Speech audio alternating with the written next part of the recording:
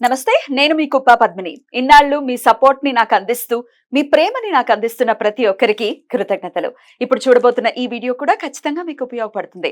Like, share and subscribe చేసి మీ ఇష్టాన్ని, అలాగే మీ సపోర్ట్‌ని నాకందించండి. అలాగే ఈ వీడియో పట్ల మీ అభిప్రాయాన్ని కామెంట్ సెక్షన్‌లో కామెంట్ చేసి నాకు తెలియజేయండి. నమస్తే. నమస్కారం. రేపటి విశిష్టతని ఒకసారి చూద్దాం. రేపు 19వ తారీఖు డిసెంబర్ నెల 2024వ సంవత్సరం గురువారం. శ్రీ క్రోధినామ సంవత్సరం దక్షిణాయనం హేమంత ఋతువు మూలా కార్తె. రేపు మార్గశీర్ష మాస బహుళ పక్ష చతుర్థి తిథి ఉదయం 10 గంటల 2 నిమిషాల వరకు, తదుపరి పంచమి తిథి. ఆశ్లేష నక్షత్రం రాత్రి 2 గంటల వరకు, తదుపరి మఖా నక్షత్రం.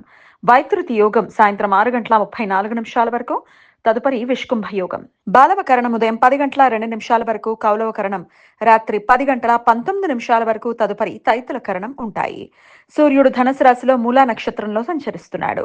చంద్రుడు కర్కాటక రాశిలో రాత్రి 2 గంటల వరకు, తదుపరి సింహరాశిలో సంచరిస్తాడు. నక్షత్ర వర్జం మధ్యాహ్నం 2 గంటల 19 నిమిషాల నుండి 3 గంటల 59 నిమిషాల వరకు. అమృతకాలం రాత్రి 12 గంటల 19 నిమిషాల నుండి 2 గంటల వరకు.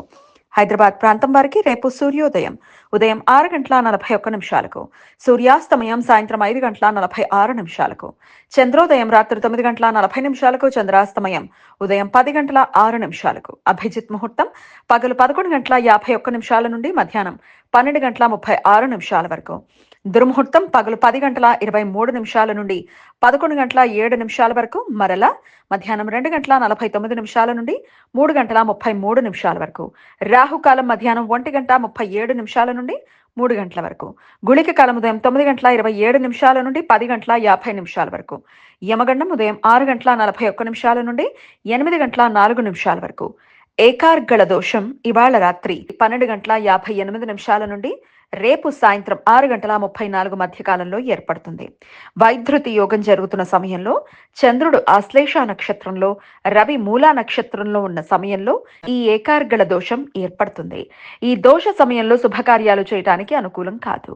బుధ సప్త శలాక వేధ రేపు ఉదయం 7 గంటల 9 నిమిషాల నుండి మధ్యాహ్నం 1 గంట 23 మధ్య కాలంలో ఏర్పడుతుంది. ఈ వేధ బుధ గ్రహం అనురాధ నక్షత్రం 3వ పాదంలో సంచరించే సమయంలో, చంద్రగ్రహం ఆశ్లేష నక్షత్రం 2వ పాదంలో సంచరిస్తున్నప్పుడు ఈ వేధ ఏర్పడుతుంది. ఈ వేధ సమయంలో శుభకార్యాలు చేయడానికి అనుకూలం కాదు.